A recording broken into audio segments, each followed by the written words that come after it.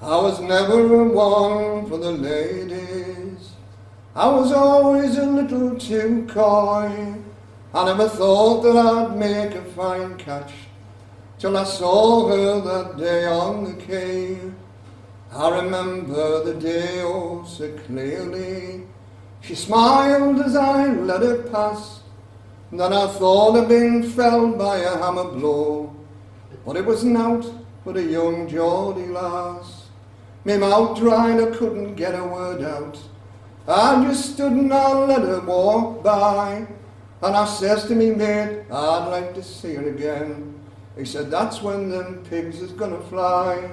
I got a job at Leamington Glassworks, apprentice to a moulder of glass. But who should I see working in the factory? It was nowt but a young Geordie lass.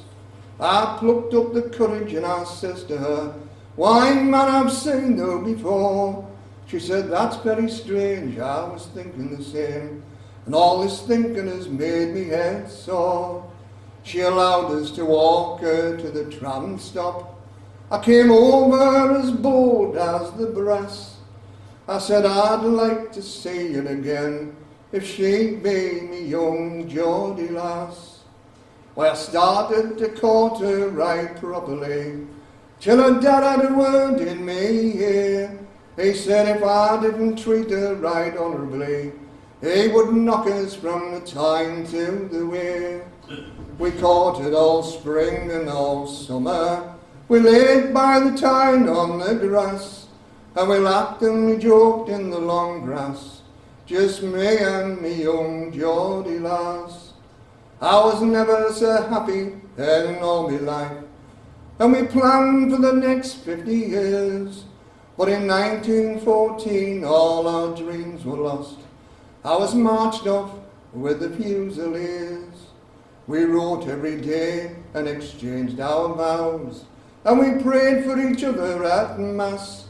And it was all that kept me going, was the thought of me young Geordie lass. The times that we spent were so precious. We were married in 1916. Leaving her was hard, but what kept me alive was the thought that I'd come home again. Somehow I survived the bayonets and guns, the bombs and the green mustard gas, but she never survived the Spanish flu. It took the life of me young Geordie lass. Somehow I survived the bayonets and guns, the bombs and the green mustard gas, but she never survived the Spanish flu. It took the life of me young Geordie lass.